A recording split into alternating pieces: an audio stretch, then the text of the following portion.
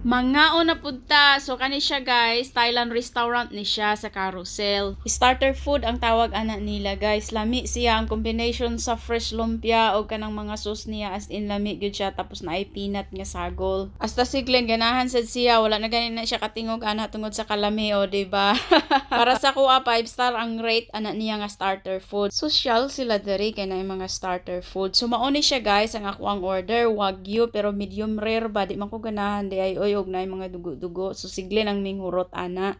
I think this is the small, right? Yeah, that's the small size for them. Mireklamo sigli na na iyang order guys kay perting dakuha, tapos dako kayong yahong daghan kayog sabaw, tapos nag-order pagod siya og duha ka rice o perting daghana, di ba? Kana siya ako nang gihatag ni Glenn katong ako ang wagyu nga murag na ay dugo, pero luto na ba daw na siya guys, pero kita kay wala man tanaanan og kaon na nang murag na apay pula-pula, di ba? O si Glenn gilamian gyud siya, tanawa nagyango-yango pagani. It's got so much flavor. It's like so. Mostly ana ako ang order nga wagyu guys, si Glenn ang naghurot kay syempre nag-enjoy man siya anya, ako kay murag lainan man ko kay lagi ga dugo-dugo, so siya ang ninghurot ana guys. You want the bone?